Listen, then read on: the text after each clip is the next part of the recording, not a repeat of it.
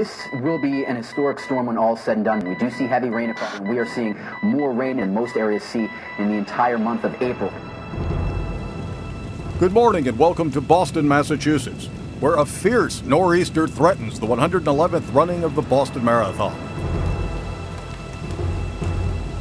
It is Monday, April 16th, 2007, and today's weather forecast is bleak. The National Weather Service has issued a winter storm warning, with heavy rain and gusty wind predicted throughout the region. The slow-moving storm is now hanging over Boston. The city's skyline is hidden under thick clouds, and a stiff 30-mile-per-hour wind buffets the harbor. Race officials have only just this morning made their final decision to hold the marathon. At Kahle Square, workers are scrambling to set up the finish area, where the rain and cold make even the most routine tasks difficult.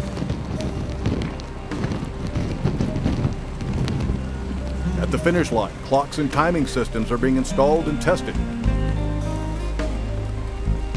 The media huddle beneath the photo bridge canopy, where the weather is today's top story.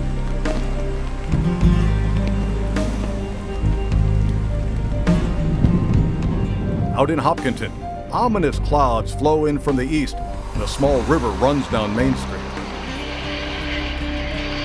Volunteers work to set up pace corrals, while others fill countless cups with water. Over at Hopkinton High School, busloads of runners are beginning to arrive from Boston. The school's athletic fields serve as a staging area for the more than 20,000 participants expected for today's race. At this point, runners are doing everything they can to stay warm and dry. Unfortunately, the ground is soaked from the 5+ inches of rain that fell over the weekend. 2 more inches are predicted today. But it will certainly take more than rain and wind and cold to stop these dedicated athletes. Boston remains the only major marathon that requires participants to qualify. Runners must prove their ability to finish a certified marathon course within established time standards based on age. For example, a 54-year-old male must be able to run a marathon in less than 3 hours and 35 minutes. That requires serious dedication, talent, and training. Now, about an hour before the start, runners are beginning to walk toward the corrals.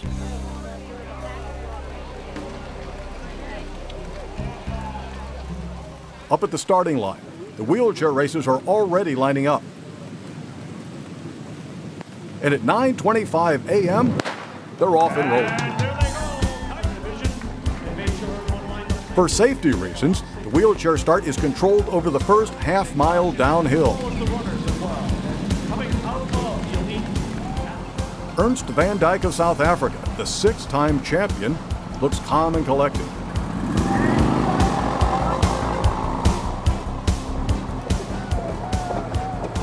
Van Dijk is on the point as they break away, but he's quickly overtaken by Masazumi Sojima of Japan.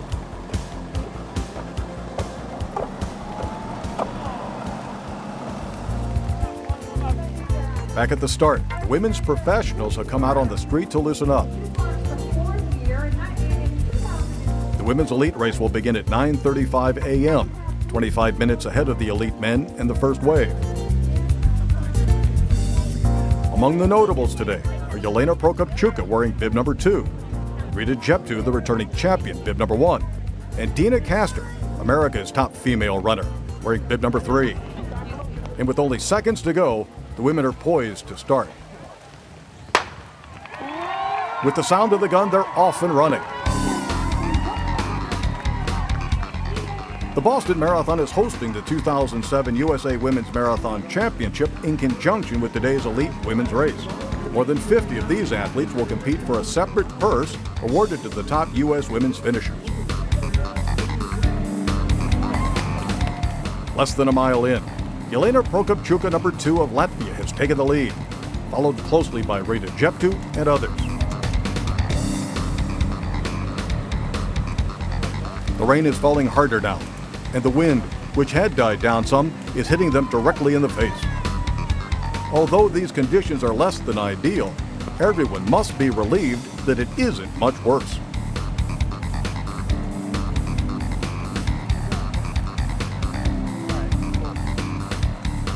After only 2 miles, the women's lead pack has diminished to 9 competitors, with Prokopchuka, Jeptu, and Castor leading the way.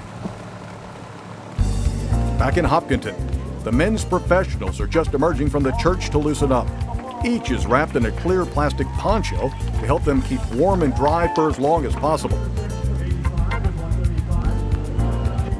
As the men jog up and down Main Street, the rain continues to fall steadily.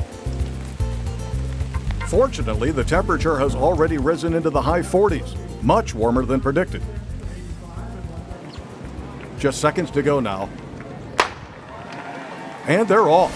The 111th Boston Marathon is officially underway.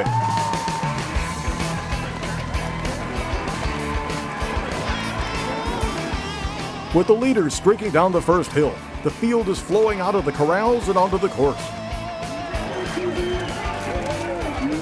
The first wave, wearing blue bibs, is made up of the 10,000 fastest qualifiers.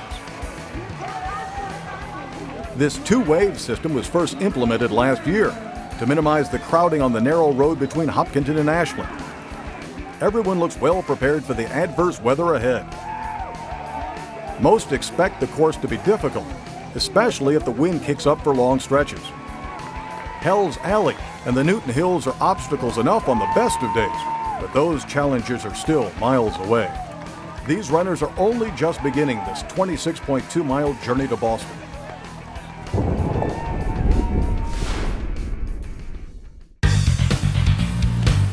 In spite of the blustery headwind, Josephat Ongeri, number 54, and Jared Nyamboki, number 42, have charged out in front.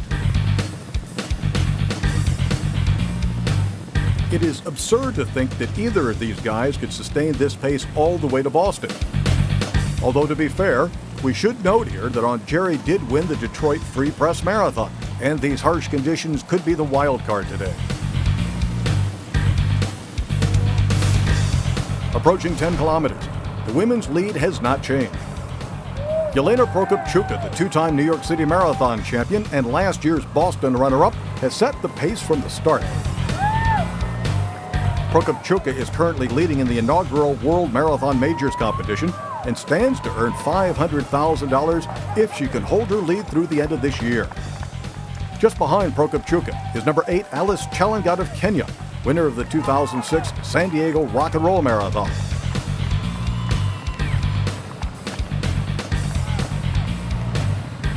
The women reached 10 kilometers in 34:51.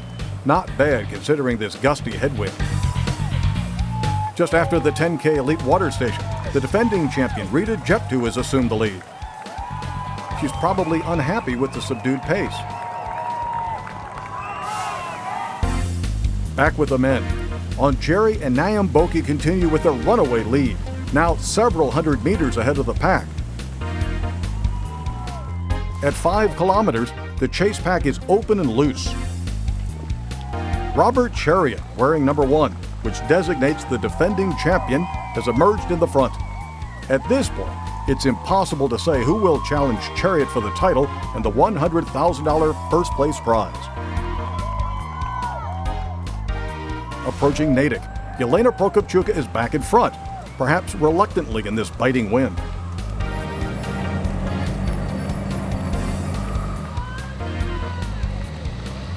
At 15 kilometers, the women's pack is down to 8. Meanwhile, the men's pack still comprises at least 30 contenders as they approach 10 kilometers. Turning in a 32-34 split, the men are on a very sluggish pace. At this point, no one is willing to take charge. Back in Hopkinton, more than 10,000 age group qualifiers are just underway with the second wave at 10:30 a.m.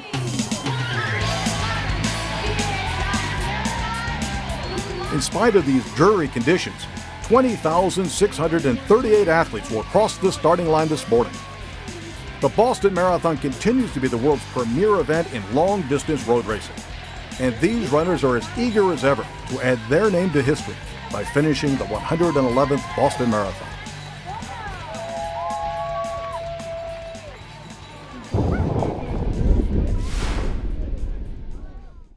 As the longest-running marathon in the world, Boston has had its share of firsts. But today, the race establishes a new record that is literally out of this world. Along with the 20,000-plus running on terra firma, astronaut Suni Williams will run the Boston Marathon in zero gravity aboard the International Space Station. Williams qualified for the marathon last year, but with her space mission extended, race officials agreed that she could run the marathon in orbit. Now heading into Natick, Jerry and Nam Boki have opened a 2-minute lead on the others. This is a very unusual tactic, running ahead this far, this early, and one that is unlikely to succeed here in Boston. With the entire race now in progress, the first wave is beginning to arrive in Framingham, where the wind and rain have let up some. Before long, thousands of runners are surging past the 10K on Waverly Street. The 10K split is an early barometer of marathon performance. It is important for runners to control their pace here, but this can be difficult since this course is mostly downhill through the first half of the race.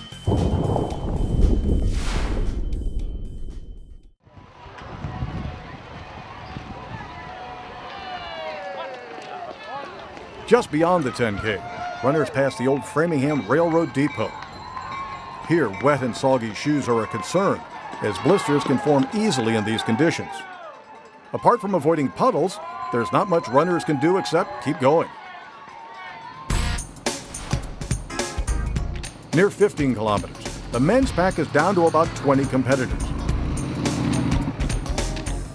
Meanwhile, the women's leaders are making their way toward Wellesley, where the lead has been switching between Jeptu, Challengut, and Prokopchuka.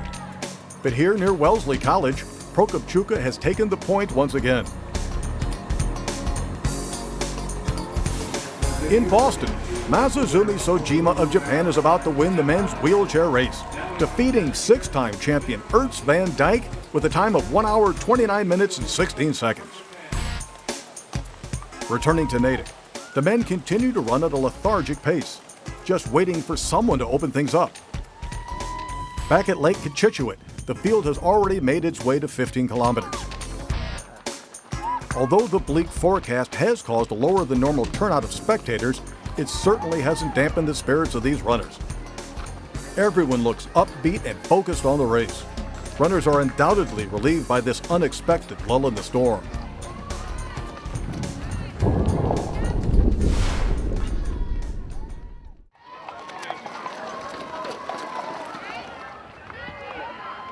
In Natick Center, the rain has mostly stopped now, but dark clouds threaten to open again, and the wind continues to blow at a decent clip. Earlier, the women's leaders hit the half marathon split at 1 hour, 17 minutes, 13 seconds. Now running through Wellesley Hills, Prokopchuka has stepped up the pace. And the first casualty is Dina Castor, as the American hopeful has surprisingly fallen behind. With a sullen look, Castor wonders whether this race is over for her. Crossing into Newton, Prokopchuka and Jeptu are joined by Lydia Grigorieva, number 6 of Russia, and Medai Perez, number 4 of Mexico. Quickly, we go to Boston, where Wakako Tsushida of Japan is about to win the women's wheelchair race with the time of 1:53:30. Approaching the half marathon, the men's pack is down to about a dozen challengers. With a half marathon split of 1:08:45, Robert Chariot is looking for some action. After peeling off their outer shirts, it looks like these guys are ready to roll.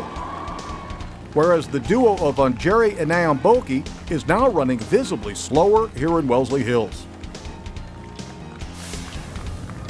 And speaking of hills, the women's leaders are just about to climb through Newton, where Rita Jeptu has now fallen behind.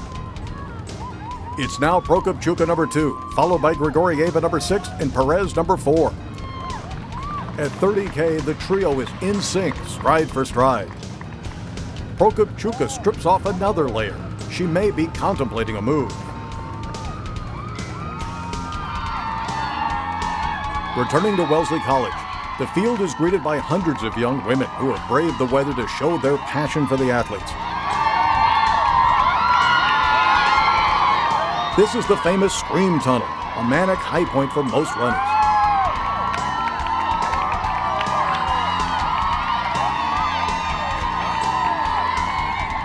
Farther ahead, thousands are pouring into Wellesley along Central Street. Here at the halfway point, most runners will try to gauge their pace. With the wind and hills looming ahead, an extra gear will be needed for those determined to succeed by finishing within their projected time.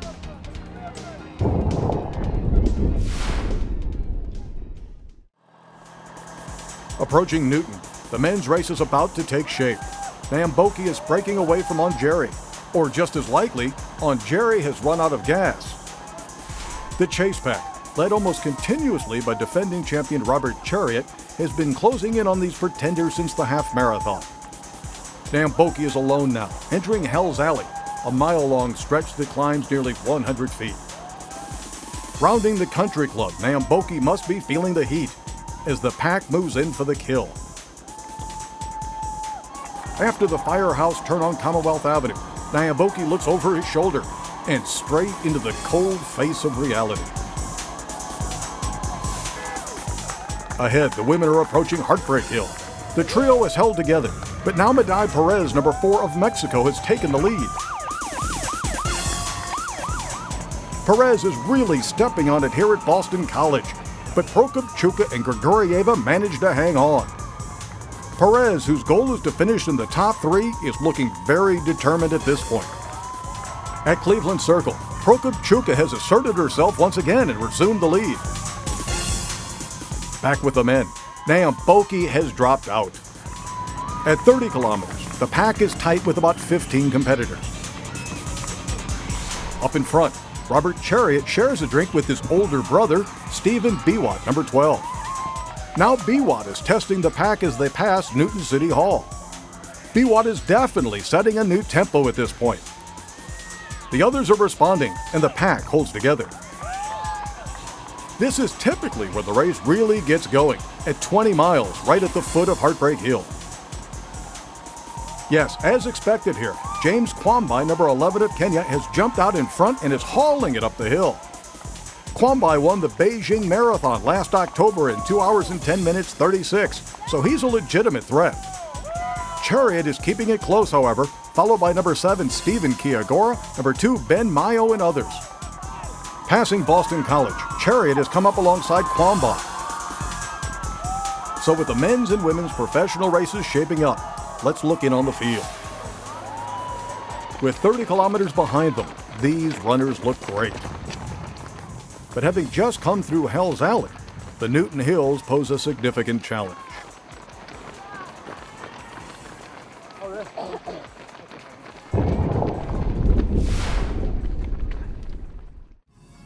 Just beyond 30K, the course passes Newton City Hall, where the wind is beginning to pick up again. In passing this location near the foot of Heartbreak Hill, runners pay homage to the great Johnny Kahle, who ran the Boston Marathon a record 62 times.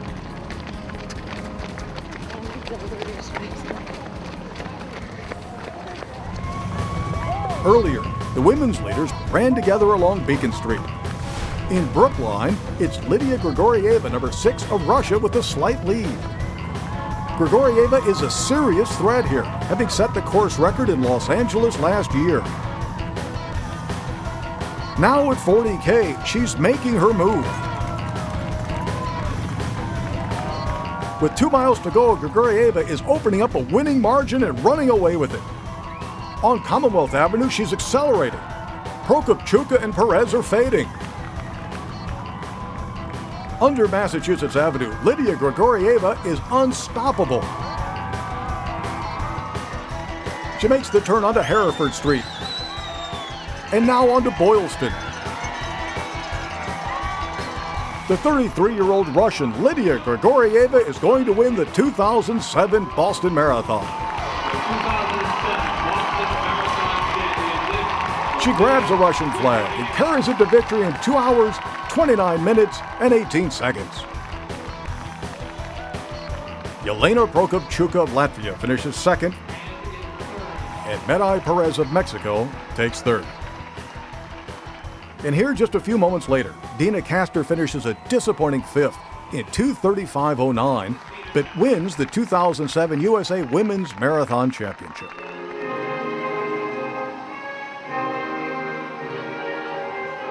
With the women's race concluded, let's go back to the men's leaders, who are now running along Beacon Street in Brookline.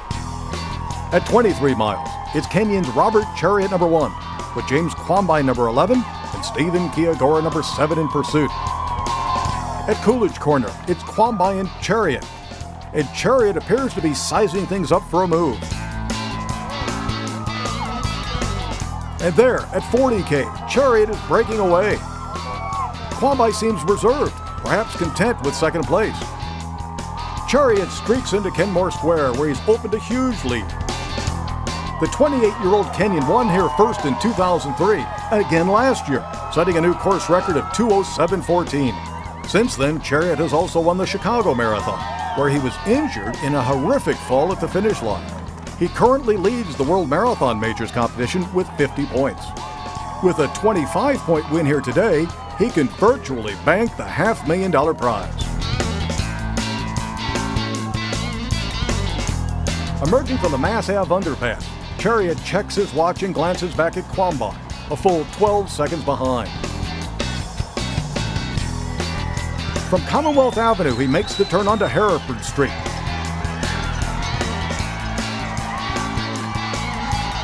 On Boylston, Chariot can see the finish line ahead. 1, 2, 3, we can see them all coming now.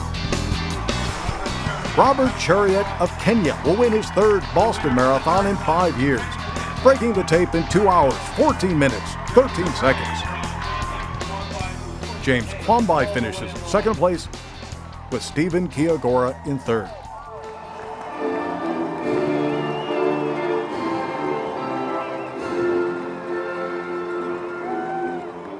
With the champions crowned, let's return to the 25-mile mark,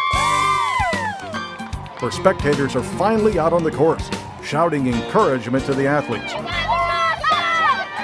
Across the Mass Pike in Kenmore Square, the famous Sitco sign signals runners have just 1 mile to go.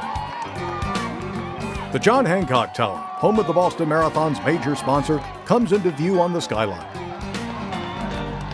Runners dive beneath the Massachusetts Avenue underpass and quickly emerge back onto Commonwealth Avenue.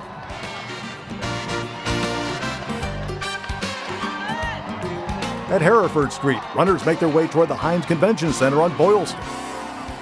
Here, in spite of the forecast, thousands of spectators have turned out to welcome finishers. With the blue and gold banners in sight, runners begin to celebrate. This is it, the glorious end. Congratulations, you have finished the 2007 Boston Marathon.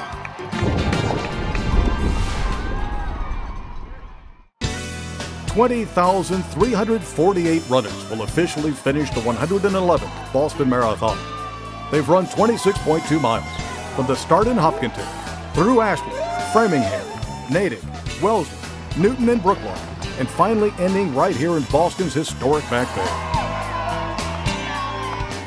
Beyond the finish line, every runner is provided with water to quench their thirst, foil sheets to regulate body temperature, and volunteers to unlace shoes and remove timing chips. Everyone receives the official Finisher's Medal, an award to be cherished for a lifetime. The procession continues all the way down to Berkeley Street, where runners meet up with family and friends. Thousands will continue to stream across the finish line until 4:45 p.m. when it officially closes. Although Robert Chariot and Lydia Grigorieva are the official champions, every finisher is a winner in Boston. The 111th Boston Marathon is in the books, and so are you. Congratulations.